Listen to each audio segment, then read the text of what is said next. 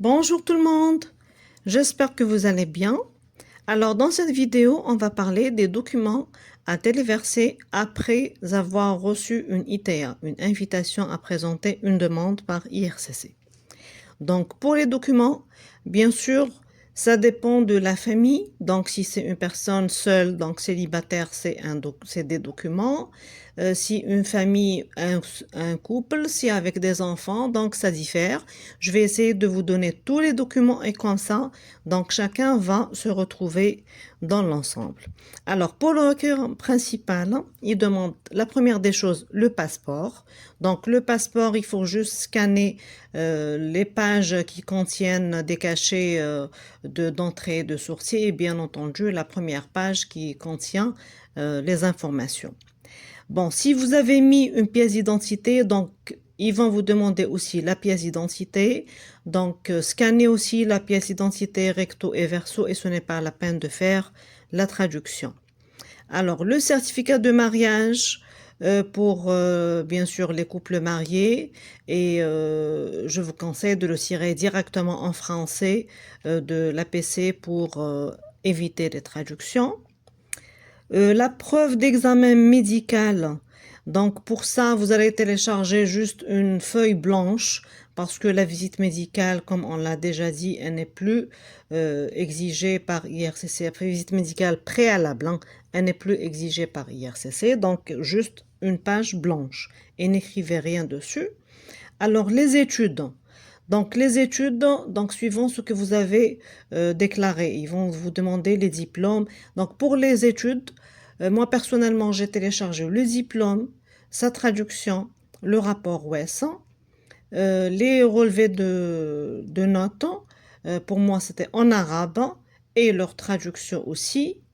Et à la fin le TCF. Donc l'attestation du TCF. Le tout, vous allez le scanner et le fusionner directement sur un fichier PDF et vous allez le compresser et le mettre dans la case études. Alors, relevé d'emploi.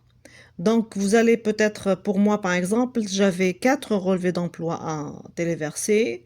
Et donc, pour vous, chaque emploi que vous avez déclaré, donc vous allez mettre le relevé d'emploi. C'est quoi? C'est la lettre de référence. Donc, la lettre de référence avec les exigences IRCC, donc nom et prénom, la fonction, les tâches détaillées, c'est très très important, le volume horaire et le salaire. Bon, après le relevé d'emploi, on a le certificat de police. Certificat de police, c'est le casier judiciaire. Donc, le casier judiciaire, donc vous allez au tribunal. Bon, il y a des gens qui disent que le casier judiciaire numérique est accepté par IRCC et c'est mentionné sur le site IRCC. Je vous dis oui. Il y a des gens qui ont fait ça par voie numérique, donc ils ont juste imprimé le casier tiré sur la plateforme. Moi, personnellement, je ne l'ai pas fait comme ça. Moi, personnellement, je suis partie au tribunal, j'ai demandé le casier judiciaire. Donc, et j'ai précisé que c'était pour l'étranger. Ils m'ont délivré le casier. Ensuite, je suis partie à la cour de justice et le procureur m'a mis le cachet. Et tout ça, c'est en arabe parce qu'il n'y a pas en français directement. Donc, j'ai pris à la traduction, au traducteur, j'ai fait la traduction. Voilà, ça c'est pour le certificat de police. Alors, les preuves de ressources financières suffisantes.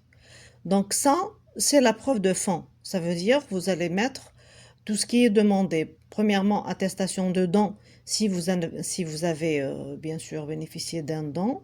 Si vous n'aviez pas cette preuve de fonds existante sur un compte bancaire depuis 6 mois.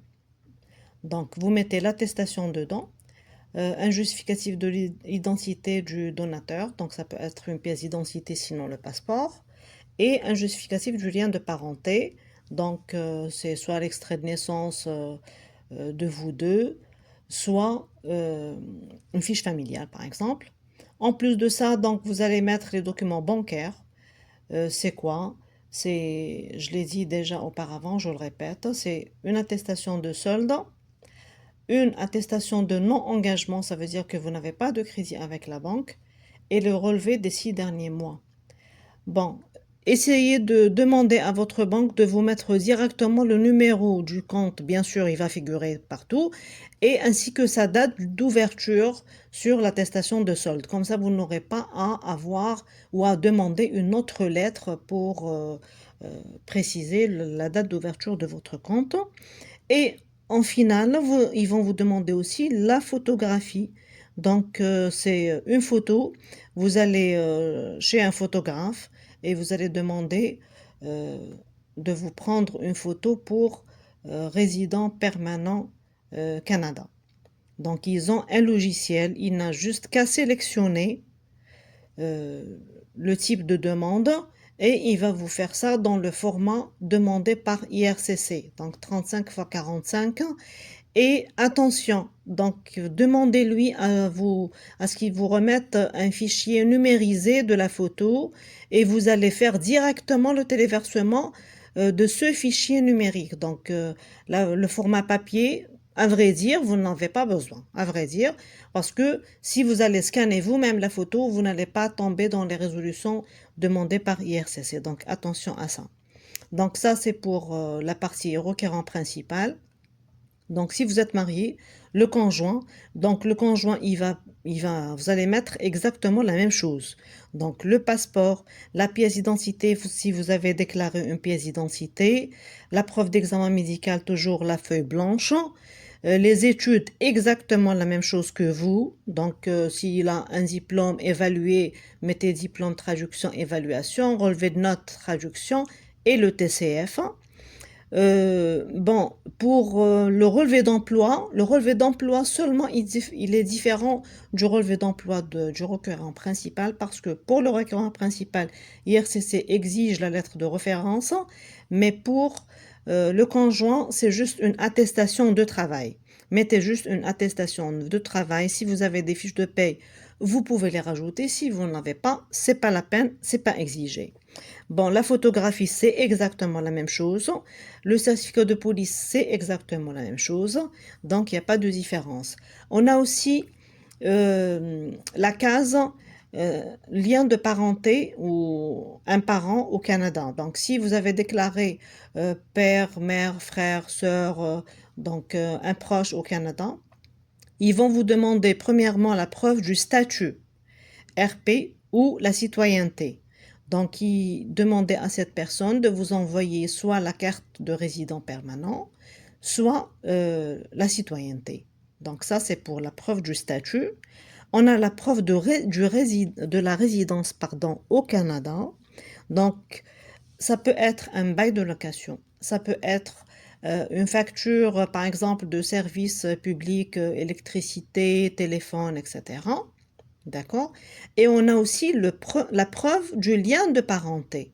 Donc, si c'est un frère ou une sœur, donc vous pouvez mettre la fiche familiale, soit les extraits de naissance de vous deux. Donc, en tout cas, il faut justifier le lien de parenté. Voilà.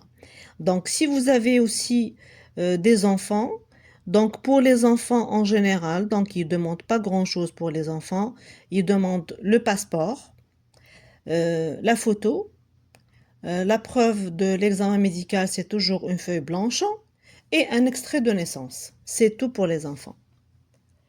Donc voilà, ça c'est pour les documents que vous m'avez demandé. Donc tout ça, c'est les documents que IRCC demande et suivant votre statut, enfin votre état civil, si vous êtes marié, célibataire, avec ou sans enfant, donc vous vous retrouvez ici. Donc merci pour votre attention et je vous dis bon courage et n'hésitez pas à me poser des questions et je vais essayer de répondre au maximum de questions. Bon courage.